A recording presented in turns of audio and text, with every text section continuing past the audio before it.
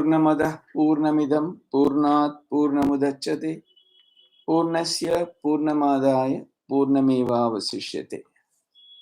Actually, it's a very wonderful text, but the subject is very, very limited, in the sense that how one should realize one's true nature, how one should get the highest knowledge, namely Brahma Jnana, and what are the impediments, and what are the ways, what are the practices that are necessary. So again and again and again and again, Shankaracharya is emphasizing the same thing only, but only by repeated listening, Shravana. Shravana is so important, When you listen again and again and again and again, it makes an impact, dent in the mind. And then slowly it becomes, kind of part of one's personality. Because most of the things are not that we don't know. They are known. But why we are not able to do? Unless it becomes kind of part of our life, our samskara, our way of thinking, our behaving, it should become an integral part of our life. That is why he is emphasizing the same thing again and again, repeatedly, any number of times, so that we get it ultimately. So we must very patiently and with great eagerness listen and practice it again and again. Otherwise, what is there? The same thing only. But many of the things in this world, the same things have such tremendous value. The heart beats the same way every day. If it feels bored and starts beating differently, you have heart attack and we are finished. Most of the important things, for our survival, your heart, your lungs, your digestive system, many of those all do the same thing repeatedly. If they don't do it the same way, then we are sick. So why do you seek then variety when it comes to spiritual life? So real strength, real thing will come only when you do it repeatedly again and again. So for example, the great ustads and this, we listen to them in the performance. We clap and praise and all that. The same thing, the same tune, the same kamak, etc. 100 times, at least hundreds of times they would have practiced. Same thing again and again, any number of times. Then finally, it becomes kind of second nature. Even in dream, they can get up and play. In sleep, they can get up and play. Anytime they are asked, they are able to do. That kind of mastery, how is it attained? By repeated any number of times, by practicing only they get it. So in the same way, here also we should practice it again and again, hear what Shankaracharya says, and let us make all these teachings part of our life. Then it is possible that we will be able to practice. So, how the purity of mind is the cause of moksha, Shankaracharya answers how it is to be attained. Viveka Vairagya Gunadirekat Shuddhatvam Asadya Mano Vimuktei Bhavatyato Buddhimato Mumukshoho Tabhyam Dridabhyam Bhavitavyam Agre. So, Viveka Vairagya Gunatirekat Shuddhatvam Asadya. By the cultivation of firm discrimination, Viveka, and uncompromising Vairagya, renunciation, the mind gets qualified for liberation. Mano Vimuktei, it becomes qualified. The mind becomes qualified for moksha by Viveka Vairagya Gunatirekat. Because of that, discrimination and renunciation as qualities, Gunatirekat, that will give beneficial results. Atireka, atisaya means firmness. In enough, excessive, so to say, in discrimination and supreme, unyielding renunciation. So, by that what happens? They get qualified by Shuddham Asadhya, Shuddhatvam Asadhya, by attaining purity. What is the result of the tremendous Gunatirekat Viveka Vairagya? What is that? By the Atireka, by the excessive, this firmness in discrimination and supreme unyielding renunciation. What is that? By that, purity is attained. And by that purity, what happens? The mind becomes, qualified for the liberation. So, what is Bhavatyato Buddhimato Mumukshoho? So, seeker for liberation, Dridabhyam Bhavitavyam Agre. Dridabhyam Agre Bhavitavyam. One should be firmly established in these two. Agre to begin with. That is the first quality. One must be firmly established in this Viveka and Vairagya. Then only one can think of going further. So, how do you get established? By the conviction that Brahman is the only truth and the world is mithya. So the desire will not arise for worldly objects, which are all mithya.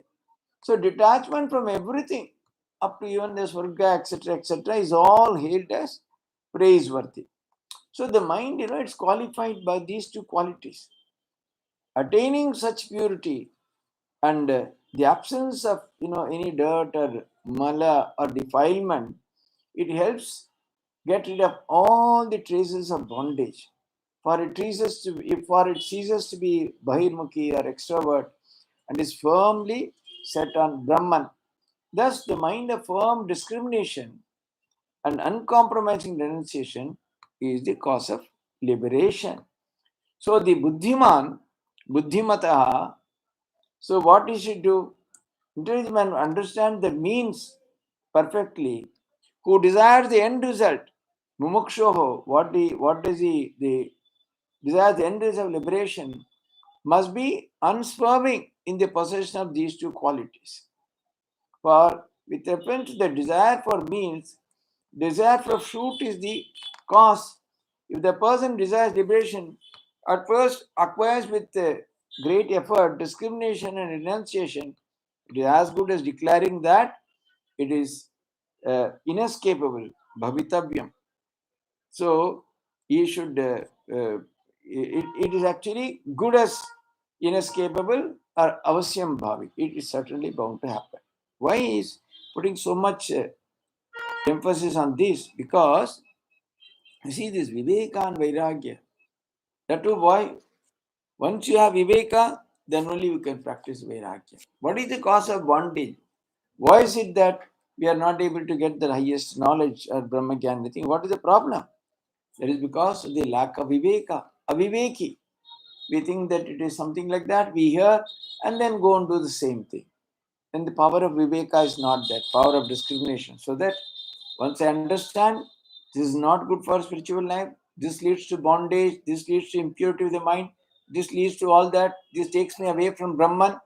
If you are firmly rooted in Viveka, obviously, whenever such objects of temptation, etc., come before us, you'll be able to give them up easily, Vairagya, by strong sense of renunciation.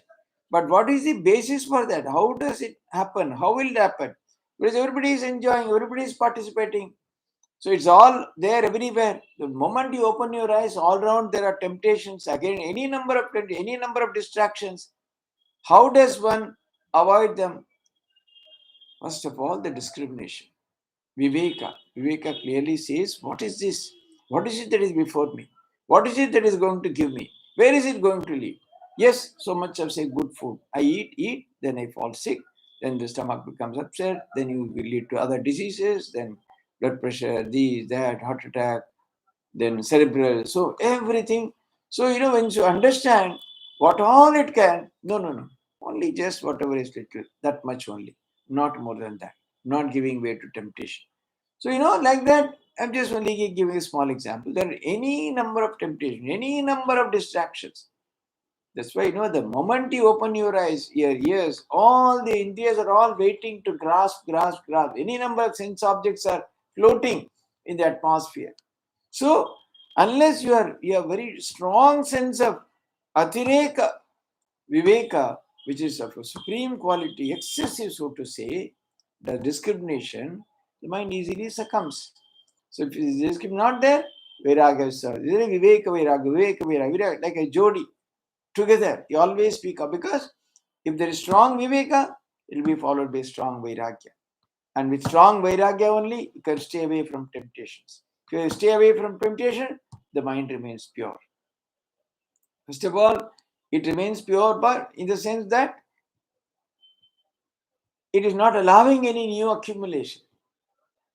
Any acquisition of dirt, impurity, etc. in the mind is completely prevented by this vairagya.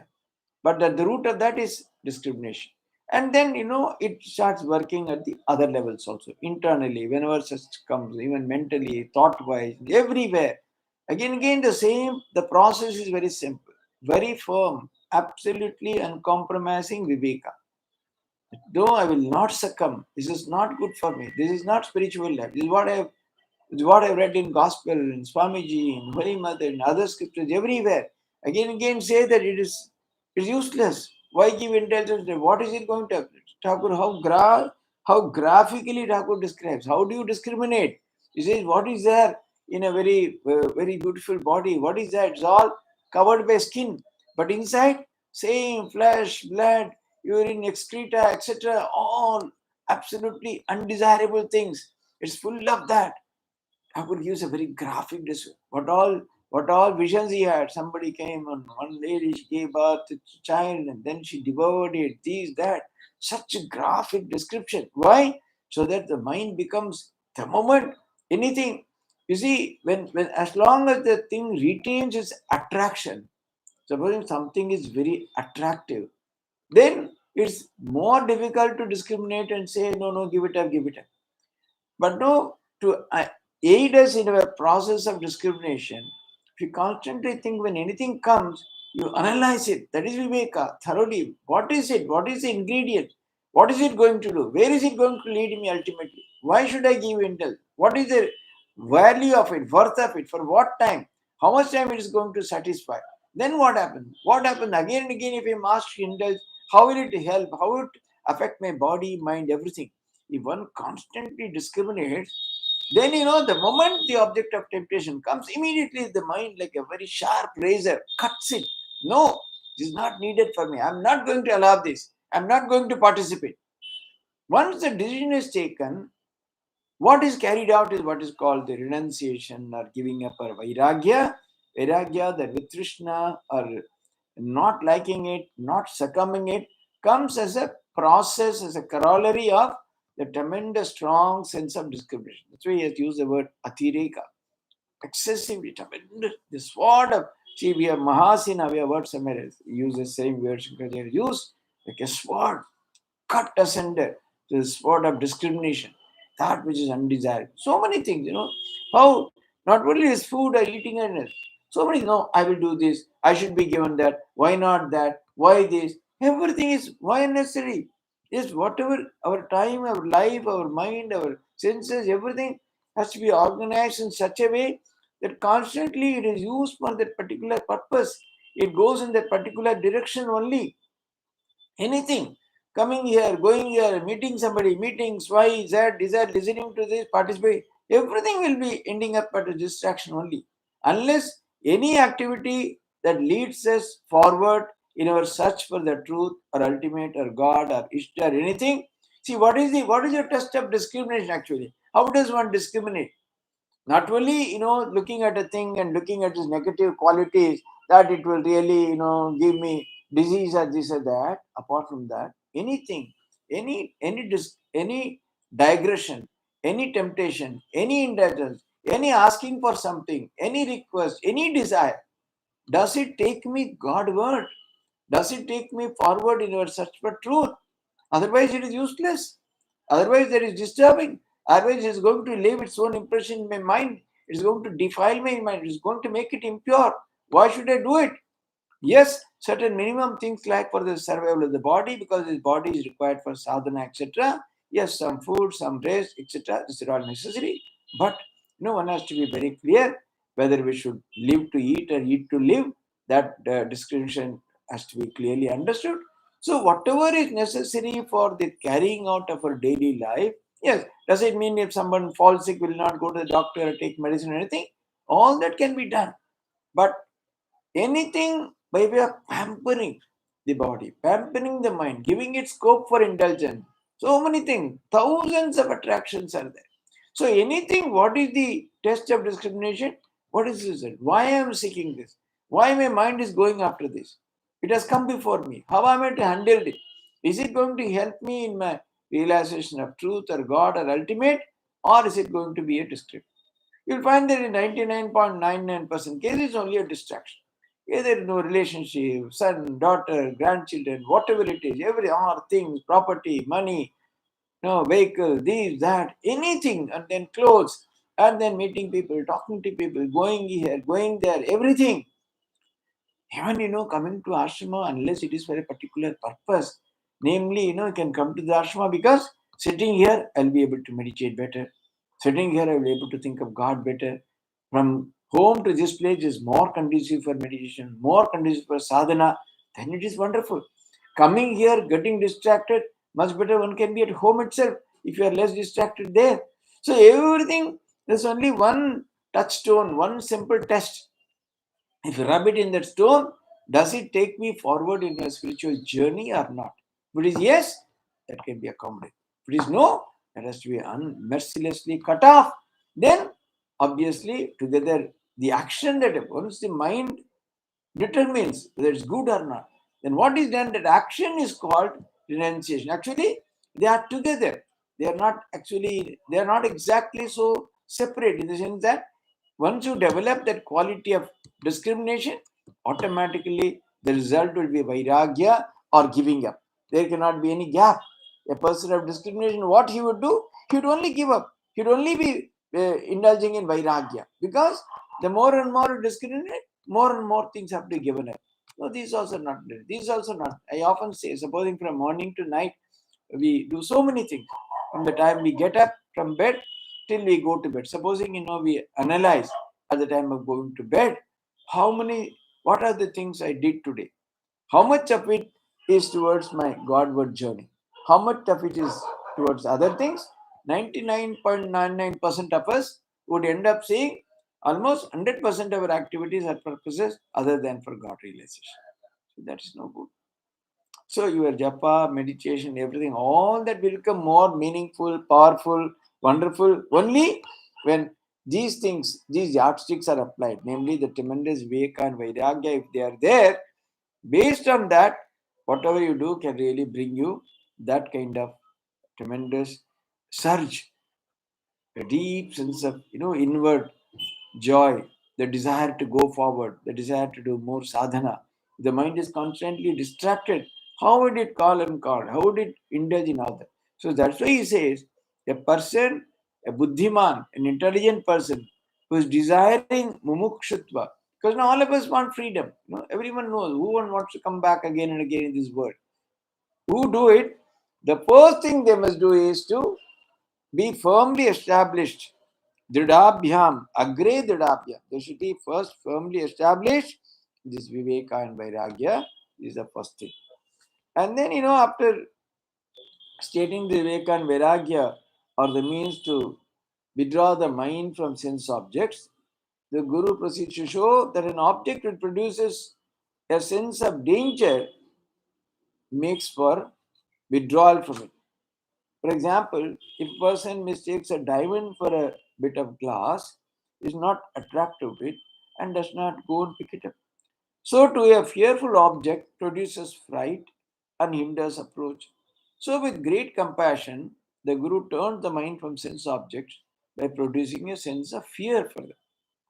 See, if the sense if they are very attractive, lobhaniya, it is really, they are very pleasing, then it's very difficult to give up. The mind says, oh, let me try once, doesn't matter. Then afterwards you give up. Once you try God, you're trapped forever in that chakra.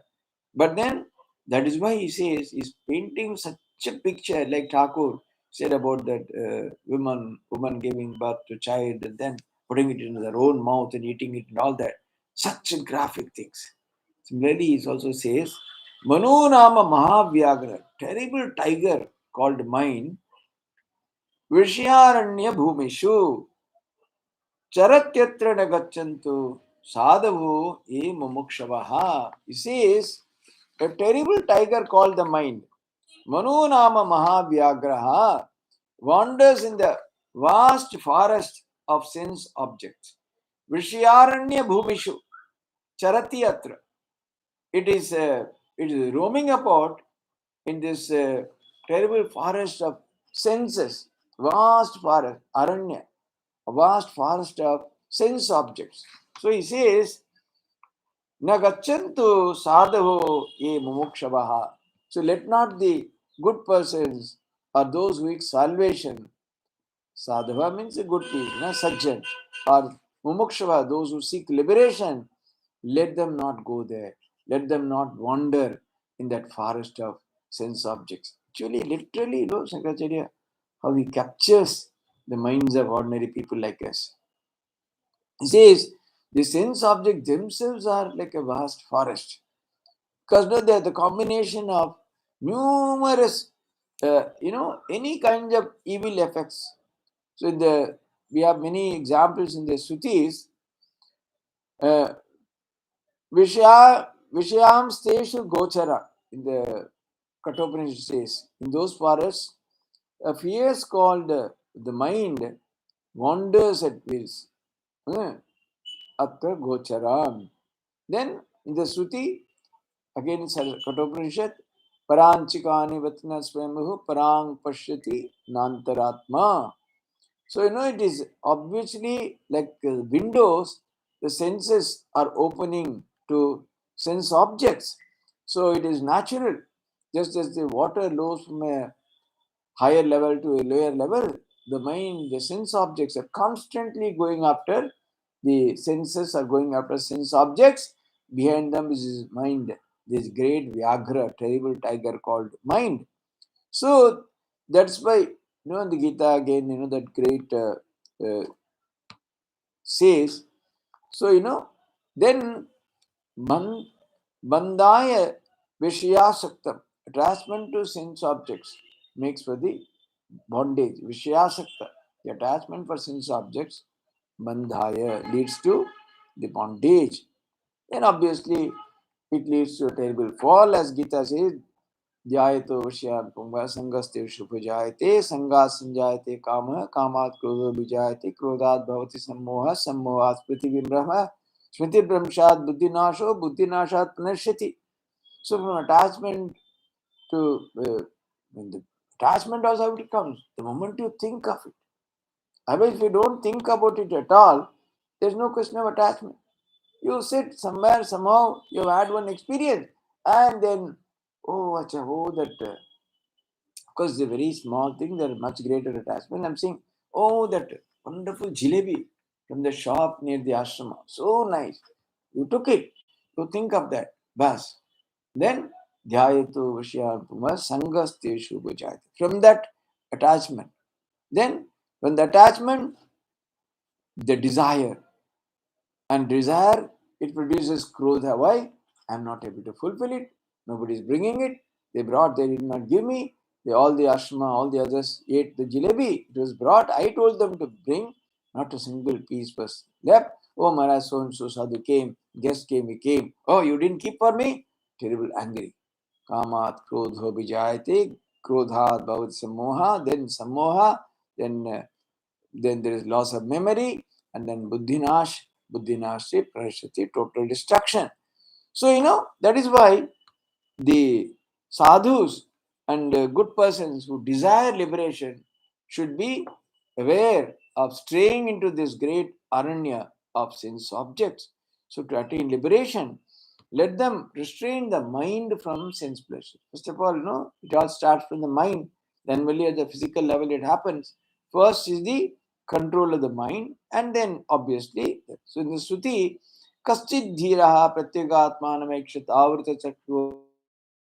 So those who want amurtatva, immortality, they turn the gaze inwards.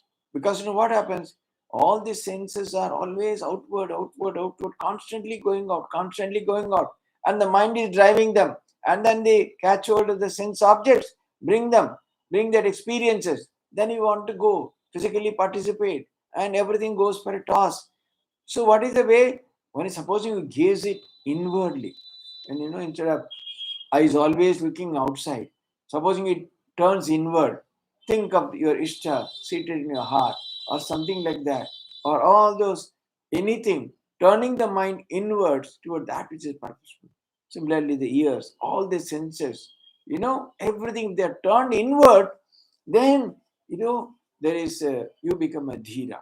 You're a dhira, you will do this so that there is less and less a chance of the sense going after sense objects, because they've all been, the direction has been changed. Supposing the light is this way, to turn it this way, there will be darkness, it will not be seen because the direction has been changed. So the same way, senses, can they all be turned inwards? Then only one can see the Atman, Tathika Atmanamakshat. Why? You want Amritatva, immortality. If you want that, this is what one should do. And then, previously, then it was told that there was no avidya apart from the mind.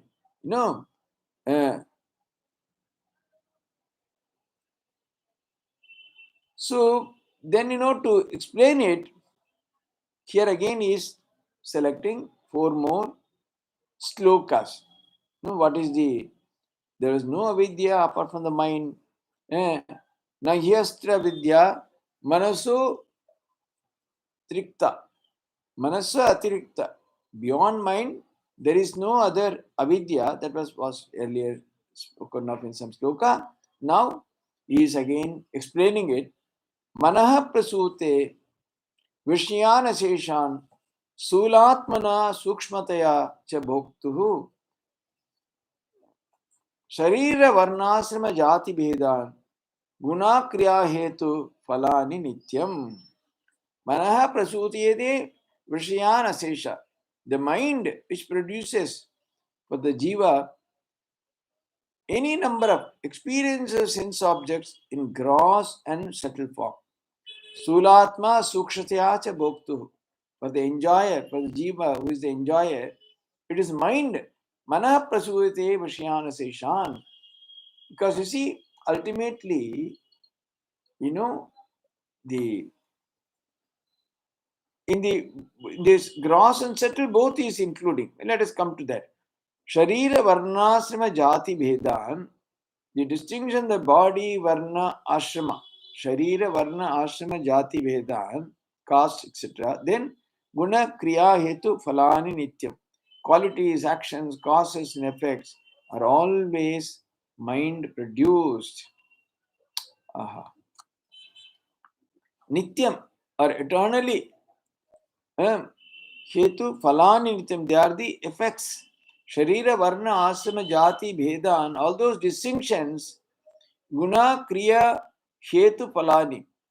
Then the guna and the qualities, actions, cause effects are all always mind produced.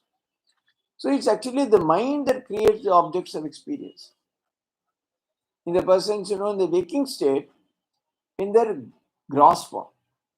This creation is affected through experience produced with reference to objects, to the sense organs presided over by their respective deities. Indriyas, they have called the Adhishtatri Devata for Indriya.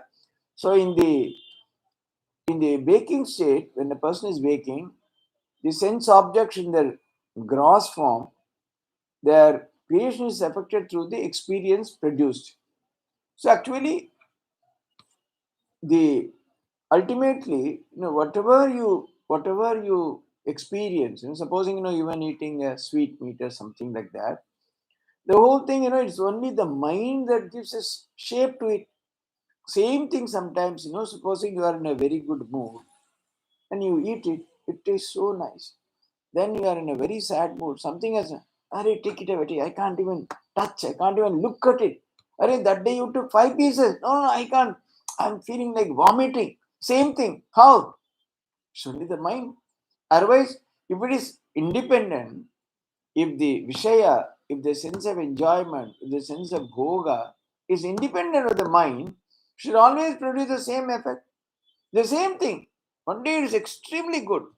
You take any amount. Another day, totally I can't even look at it. The moment I look at it, I feel like vomiting. Why? It's the mind. Today the mind is elsewhere. The mind is no longer attracted to that. So, in the waking state also, all these experience that we classify as good or bad, etc., is largely because of the mind.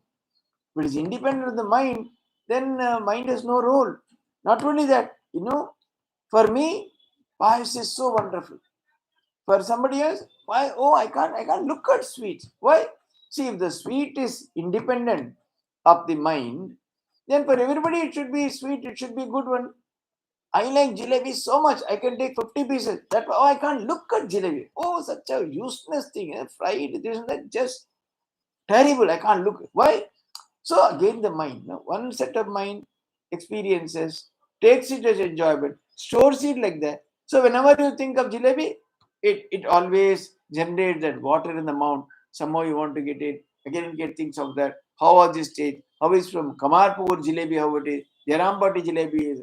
Then Bangla sweet jalebi. It keeps on. The forest, sense object, forest. The mind is roaming about by all this. So what is the way? Supposing you positively create a very undesired, so useless, should not look at it, terrible, bad for health, sugar, diabetes, cholesterol, fried thing, horrible. So if the mind gives a very strong suggestion like that, then the power of discrimination that gets ignited, so to say, and then no. Then once, twice, thrice, no, I have completely stopped. I don't even look at jalebi. I have completely stopped taking tea. I have completely stopped taking coffee. I completely stopped taking fried things. How? Because it's maybe the effect may be to avoid the physical effect, but the effort is by terribly positing such an idea in the mind again and again. Then the power of discrimination starts operating even at the physical level. But constantly, if we do like that, afterwards, sometimes if forcefully given, also people might even vomit because no, they've given up. The mind is so attuned to the idea of not taking it, so attuned to the idea of that producing some negative effect or harmful effect. Hare, you used to take 5, 10 jalebis. Now even just by one half a piece, you are vomiting. What is this? No, I'm completely not. I just can't stand. Only the mind. So that is all in the waking state. So, for the other states, dream, etc., I don't think we need even discuss. Physically, that is where it becomes most difficult. We think that it's all independent, it is sweet, it is savory, it is something full of chili, it is hot, it is cold, it is this, that. Everything is completely mind only. Sometimes you take the ice cream, you need 4, 5, 6. Sometimes, no. Hari Baba, today my mind. I can't. I just want anything. Don't want cold. Feeling. That's what. Everything is in the mind. Sometimes you take it very hot. Sometimes very cold. So everything is, the senses are there. They are roaming about in the in the forest of sense objects. But behind them is the mind, which is working as the controller, which is making all these senses dance through various sense objects. But if the mind is like that, if it constantly uses the power of discrimination, for which you need to do all this feeding, then when it is powerful, then it discriminates, and that is how the quality of renunciation or giving up or tyaga comes in, and then it becomes a very fruitful thing, and that is what is useful for the sadhakas or the mumukshava's. So in the dream state, in the sense objects, they are not all active, but all the experiences, are created in a subtle form that can be apprehended only by the pure witnessing consciousness. In dream, what all we enjoy, what all we do, how it is possible? The sense objects are totally absent. They are not doing anything. The mind is active. So through that, everything is created. It conjures up so many forms, so many experiences, etc. And then, these are all only by the pure witness alone that can participate. The mind creates the manifold distinctions of, like body, varna, ashrama, caste, everything. Refer to, see, actually, the so many castes, so many brahmacharya, garasa, sannyasa, so many, and the jati, all that, they are all conjured up by the mind, and that is how we enjoy, that's how we participate. But if the mind is so tuned, it's tuned to viveka, it's tuned to that kind of discrimination. In sleep also, in the dream also, you get such things. You're meditating deeply, you are immersed in samadhi, your mind is constantly discriminating. Your mind itself will create such a scene in the mind. Otherwise, the mind, oh, today I went and saw this movie, then old movie, that scene, what I saw, oh, 50 years, what I saw Kishore Kumar, or this Bachchan or Hachan or somebody. go any number of such scenes. Mind will, oh, what's a beautiful scenery, where they were going, this, that, dance, all that will come.